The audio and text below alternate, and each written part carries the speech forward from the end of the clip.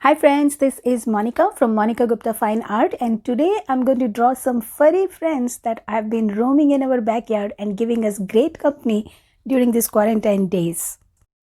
We'll be drawing a side view, a front view and a back view, and I will start with the classic side view, but if you need to jump to any of the other views, then I'll post timestamp in the description. So for this project, I'm using a simple B grade drawing pencil and my comb sharpener, which gives me a really sharp point. I will use a square drawing area and divide it into 4 equal parts to use them as guidelines for positioning different features. I'll start with the side view because it allows me to draw all the prominent features of the squirrel, like its heavy bottom legs as well as its lovely eyes. I will use lower right corner to draw the squirrel's legs.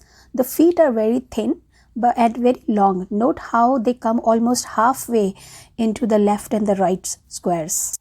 I want a nice curvy back, so I need to find the position of its neck first. So let's move to drawing its face so that we can identify the position of the neck. So the face will fall in the left top corner, and it doesn't really come all the way up to the halfway point. So let's just lightly indicate the nose, the lips, and like where the arm will fall through, and then I'm going to move over to the neck because I really want to identify the neck area. So I'm going to draw the ear, and while I don't need to outline the face, I just want to make sure that it has a nice almond shape. And now I have the position of the neck, which I will connect with the back of the leg with a nice curvy look that gives it the distinction of the squirrel. Now that I have a basic structure laid out, I will add the details such as the arms, the fingers and the eyes. I'll also add a little bit of stomach area and the other leg that shows through. Now let's add the eyes.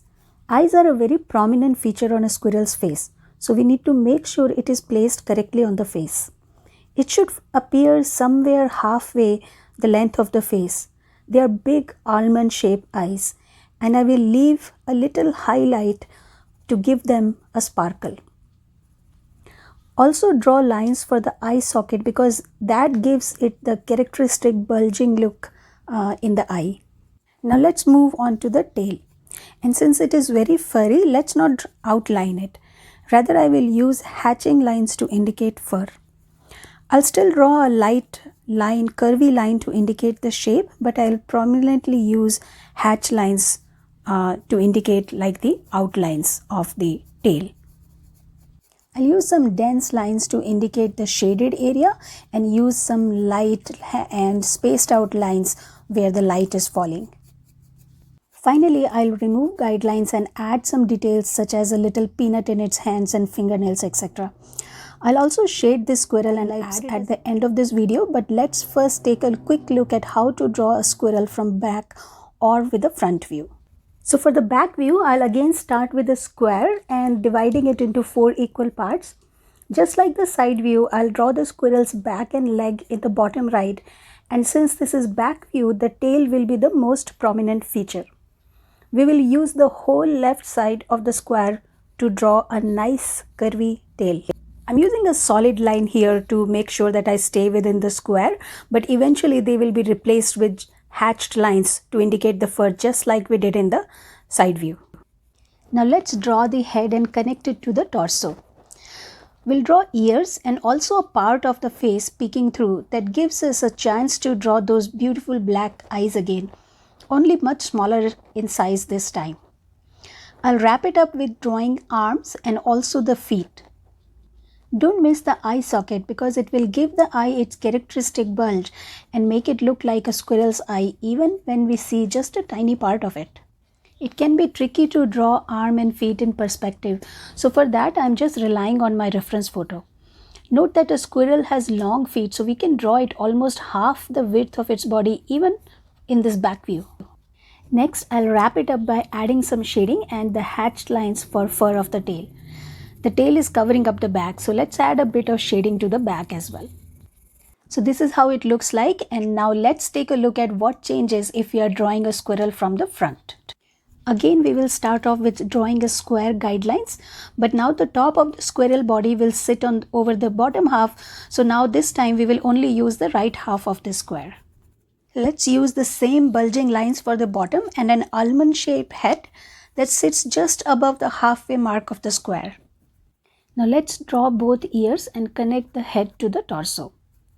The feet are being viewed from front this time, so we can't really see their length, but a sawtooth type lines at the bottom will indicate feet. And in case you are wondering, the squirrel has 4 or 5 toes in each paw, so we can draw the grooves in those feet accordingly. Next we move on to the hands. Again, I want to draw her holding peanuts, and we can use the halfway mark of the square to find out the top edge of the arms so it lines up nicely. And I'm calling them arms, but they're really the front feet of the squirrel. We don't need to draw each finger, just an indication of them wrapped around a triangular area that would indicate peanuts. Moving on to the eyes, again we position them halfway in the face, draw the eye socket, and also draw a tiny bulge of the other eye. Let's not forget the tail. Now since this is front view, the tail will be visible mainly over the top of the head. Although we can also draw some flyaway fur on the sides of the squirrel. Give it a nice shading, and this completes drawing a squirrel from front, back and side view. I had a lot of fun drawing all these different poses, but let me know in comment below which one did you like the best and which view you want to try drawing first. So here's all the 3 drawings side by side, and next I'll show you how I shade them to make them look 3-dimensional and realistic. So here's the final squirrel drawing with shading, and since it took a long time, so I will create a new video about it. Don't miss these videos. Definitely subscribe to my channel so that you get notified as soon as it is published. Thank you so much for watching, and